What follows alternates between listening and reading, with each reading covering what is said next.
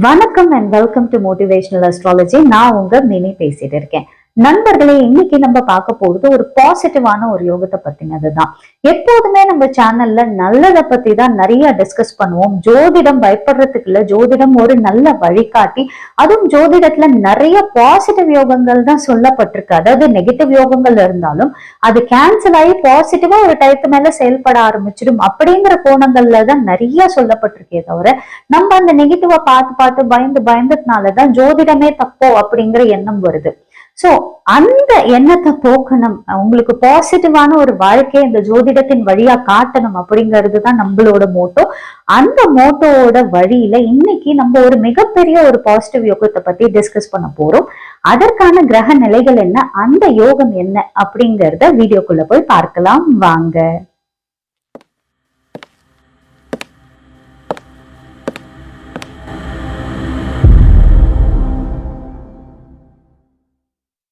நண்பர்களே, எல்லாருக்குமே நம்ம ஒரு பெரிய ஆளாயிட மாட்டோமா? நிறைய காசு பணம் பேர் புகழ் சம்பாதிக்க மாட்டோமா?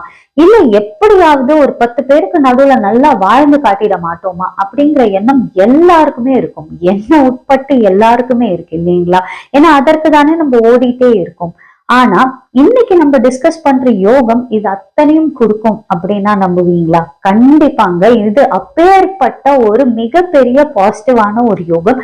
இது இருந்தா ராஜாக்கு ஈக்குவலான ஒரு வாழ்க்கை கிடைக்கும். அது மட்டும் இல்ல, நல்ல கமாண்டிங்கான ஒரு பர்சனாலிட்டி, லீடர்ஷிப் ரோல்ஸ் எல்லாம் ரொம்ப அசால்ட்டா பண்ணுவாங்க. சில பேர் ஒன்னும் கொஞ்சம் புதனோட பவரும் சேர்ந்துருச்சுன்னா கவிதை, போயட்ரி, ரைட்டிங்கிற மாதிரி விஷயத்துல எல்லாம் பெரிய ஆளா வருவாங்கன்னு சொல்லப்படுற ஒரு மிகப்பெரிய யோகம் தான் இன்னைக்கு நம்ம டிஸ்கஸ் பண்ண போற இந்த குசுமா யோகம். குசுமா யோகம் அப்படிங்கும் போதே என்னடா இது பேரே கொஞ்சம் டிஃப்ரெண்டா இருக்கே அப்படின்னு யோசிக்கலாம். பட் இது அவ்வளோக்கு அவ்வளோ ஒரு நன்மை கொடுக்குற ஒரு மலர்ந்தா எப்படி ஒரு வாசனை வருமோ அந்த மாதிரி உங்க வாழ்க்கை ஃபுல்லா ஒரு பெரிய ஒரு பாசிட்டிவிட்டியோட நல்ல ஒரு பாசிட்டிவ் எனர்ஜியை சூழ்ந்து உங்களை பெரிய ஆளாக்கி பேர் புகழ் பதவி அந்தஸ்தோட வச்சு அழகு பார்க்கிற ஒரு யோகம் தான் இந்த குசுமா யோகம். இதற்கான கிரக அமைப்பு ரொம்ப சிம்பிள் தான். அது என்னங்கிறத நம்ம பார்க்கலாம். முதல்ல உங்களோட லக்னத்துல குரு இருக்கணும். ஃபர்ஸ்ட் பாயிண்டா சொல்லப்படுறது. அதாவது இந்த ஒரு யோகம் செயல்படணும்னா உங்களுக்கு முக்கியமா 3 கிரகங்கள் தேவை. அதுல குரு, சந்திரன், சூரியன் இவங்க 3 பேரும் இன்டர்லிங்க் ஆனதுதான் இந்த யோகம். முக்கியமா குருல இருந்து சந்திரன் இருக்கிற பொசிஷன், சந்திரன்ல இருந்து சூரியன் இருக்கிற பொசிஷனை தான் கால்குலேட் பண்ணப்படுது. இப்ப ஃபார் எக்ஸாம்பிளுக்கு இங்க கொடுத்திருக்கிற சார்ட்ல நீங்க பாத்தீங்கன்னா லக்னத்துல குரு இருக்கார் அப்படின்னு வச்சிருக்கோம். லக்னத்துலதான் இந்த ஒரு யோகத்துக்கு விதியா லக்னத்துலதான் குரு இருக்கணும். லக்னத்துல இருந்து 7ஆம் இடத்துல, அதாவது இதுதான் லக்னம். இப்ப இது 1 2 3 4 5 6 7 7ல சந்திரன் உட்காரணும். நல்லா புரிஞ்சுக்கோங்க. குரு இருக்கிற இடத்துல இருந்து சந்திரன் 7ல இருக்கணும். ஜென்ரலா குரு எங்க வேணாலும் இருந்து சந்திரன் 7ல இருக்கலாமா அப்படின்னு கேட்காதீங்க. குரு லக்னத்துல இருந்தா மட்டும்தான் இந்த யோகம் பிறக்குது. இப்ப இங்க 7ல சந்திரன் இருந்தாச்சு. இப்ப அடுத்த 3வது விதி என்னன்னா, சந்திரன்ல இருந்து சூரியன் 8ஆம் இடத்துல இருக்கணும். நல்லா கவனிங்க.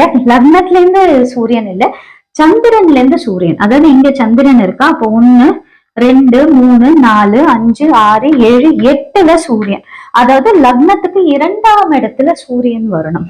இப்படி ஒரு அமைப்பு இருந்தா ஒரு மிகப்பெரிய யோகமான குசுமா யோகம் பிறக்குது அப்படிங்கிறதுதான் பல புத்தகங்கள்ல சொல்லப்பட்டிருக்கு. சில புத்தகங்கள்ல சின்ன சின்ன விதிகள் மாறலாம்.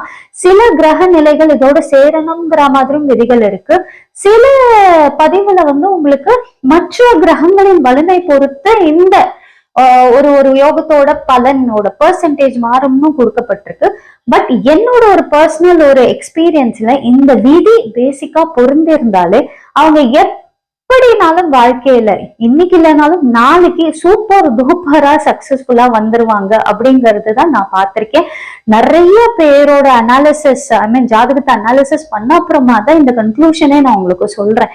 ஏன்னா இது சும்மா ஏதோ இருக்கு, இந்த கிரக நிலைகள் இருக்கு அப்படின்னா மத்த கிரகங்கள் சேரணும், இது ஆட்சி உச்சம் பெறணும், இல்லைன்னா வந்துட்டு உங்களுக்கு பாசிட்டிவா வந்து இன்னும் மற்ற கிரகங்களோட பார்வை இருக்கணும், சேர்க்கை இருக்கணும், இப்படி எல்லாம் எதுவும் இருக்க தேவையில்லை. இந்த ஒரு அமைப்பு பேசிக்கா இருந்து மற்ற கிரகங்கள் சப்போர்ட் பண்ணலன்னா கூட நீங்க இன்னைக்கு நல்லா இல்லைன்னா நாளைக்கு ரொம்ப நல்லா இருப்பீங்க. ஏதோ ஒரு காலகட்டத்துல உங்களை உச்சாணி கொம்புல தூக்கி விடுற ஒரு யோகம் தான் இந்த யோகம் அப்படிங்கிறது தான் என்னோட ஒரு பர்சனல் ஒப்பீனியன். முக்கியமா இது ஏன் இப்படி ஒர்க் ஆகுது, எதுக்கு மற்ற கிரகங்கள் சப்போர்ட்டே இல்லைனாலும் இது எப்படிப்பா ஒர்க் ஆகுதுன்னு நீங்க யோசிக்கலாம். லாஜிக் என்ன அப்படின்னா, குருல இருந்து சந்திரன் இருக்கும் போதே அந்த அந்த அந்த 1ல இருந்து 7ஆம் இடம் அந்த கணக்குல உங்களுக்கு கஜகேசரி யோகம் பிறக்குது. கஜகேசரி யோகம் அப்படிங்கிறது உங்களுக்கு தெரிஞ்சிருக்கலாம், நம்மளோட பதிவுலயும் முன்னாடி போட்டிருக்கோம். கஜகேசரி யோகம் அப்படிங்கிறது ஒரு யானையோட அறிவு பலம் திறமை, ஒரு சிங்கத்தோட அறிவு பலம் திறமை, இவங்க 2 பேரோட பர்சனாலிட்டி ட்ரேட்ஸும் சேர்ந்தா ஒரு மனுஷன் எப்படி இருப்பான், அப்பேற்பட்ட ஒரு குணநலனை கொடுக்கறது தான், அப்பேற்பட்ட ஒரு ஒரு ஒரு ஒரு பெரிய கம்பீரமான பர்சனாலிட்டியை கொடுக்கறது தான் இந்த கஜகேசரி யோகம். அப்ப இந்த கஜகேசரி யோகம் இருந்தாலே ஜென்ரலாவே பொலிட்டிக்ஸ்ல வந்துருவாங்க, ஒரு பெரிய லீடர்ஸா இருப்பாங்க, பல பேரை வழி நடத்துற வழிகாட்டியா இருப்பாங்க. ஏதோ ஒரு வகையில அவங்க குடும்பம் வந்து அவங்க அவங்க பேர் சொன்னாலே ஐயோ இந்த இந்த இந்த பையனா இந்த பொண்ணா எங்க குடும்பத்தை சார்ந்தவங்க அப்படின்னு சொல்லி பெருமைப்படுற ஒரு விஷயத்த கொடுக்குற ஒரு யோகம் தான் கஜகேசரி யோகம். அதற்கு மேல சந்திரன்ல இருந்து சூரியன் 8ஆம் இடத்துல இருக்கும் போதே சுபவசி யோகம் அப்படிங்கிற ஒரு யோகமும் இருக்குது.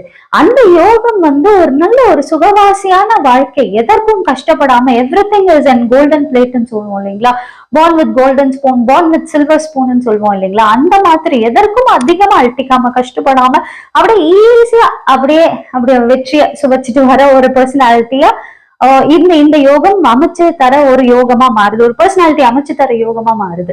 அப்ப இது ரெண்டும் சேரும் போது கஜகேசரியும் சுபவசி யோகமும் சேர்ந்தாதான் உங்களுக்கு குசும யோகமே பிறக்குது. அப்ப பேஸோட பேஸே அதாவது அஸ்திவாரம் கொடுக்குற 2 யோகமே செம்ம ஸ்ட்ராங்கான யோகங்கள்ங்கிறதுனால இந்த குசும யோகம் எப்பேற்பட்ட மற்ற கிரக நிலைகள் இருந்தாலும் எப்பேற்பட்ட ஜாதகமா இருந்தாலும் இந்த அமைப்புல பேஸ் இருந்துருச்சு அப்படின்னா உங்களுக்கு இது கண்டிப்பா ஒர்க் ஆகும். நீங்க ஒரு நாள் இல்ல ஒரு நாள் இல்லைனாலும் பேர் புகழ் பதவி அந்தஸ்து கண்டிப்பா அடைவீங்க. Specially lawyers, judge, mayors, political leaders, councillors, அதே மாதிரி கொஞ்சம் புதனோட சாரம் பெற்று இது இன்னும் ஸ்ட்ராங்கா இருந்துட்டா ரைட்டர்ஸ், டிரெக்டர்ஸ், போயட்ரி எழுதி பெரிய கவிதை எல்லாம் எழுதி பெரிய பேர் புகழ் பதவி அந்தஸ்து பெற ஒரு ஆளாவும், மொத்தத்துல நீங்க ஒரு பெரிய லீடரா அதாவது ஒரு பெரிய கூட்டத்தை வழி நடத்தி உங்களை பார்த்து நாங்கெல்லாம் கத்துக்க கூடிய ஒரு மனிதராவோ இல்ல ஒரு ஒரு ஒரு ஒரு ஒரு விமன், ஒரு பெரிய ஆண்டர்பிரினரா வர ஒரு விமனாவோ நீங்க இருப்பீங்க அப்படிங்கறதுல சந்தேகமே கிடையாது. இது அப்பேற்பட்ட அருமையான சூப்பர் டூப்பரான ஒரு யோகம். இது உங்க ஜாதகத்துல இருக்கான்னு நீங்களே இந்த அமைப்பை பார்த்து நீங்களே சுய பரிசோதனை பண்ணிக்கலாம். அப்படியும் உங்களுக்கு ஏதாச்சும் டவுட் இருந்துச்சுன்னா பர்சனல் கன்சல்டேஷன் வேணும்னா வாட்ஸ்அப்ல எனக்கு மெசேஜ் அனுப்புங்க, நம்ம தொடர்ந்து பேசலாம் அப்படின்னு சொல்லிக்கிறேன். இந்த பதிவு உங்களுக்கு ரொம்ப பிடிச்சிருக்கும் நம்புறேன். இந்த பதிவு உங்களுக்கு பிடிச்சிருந்தா பிளீஸ் லைக் பண்ணுங்க, ஷேர் பண்ணுங்க, சப்ஸ்கிரைப் பண்ண மறந்துடாதீங்க. உங்களிடமிருந்து விடைபெறுவது உங்கள் மினி. நன்றி, வணக்கம்.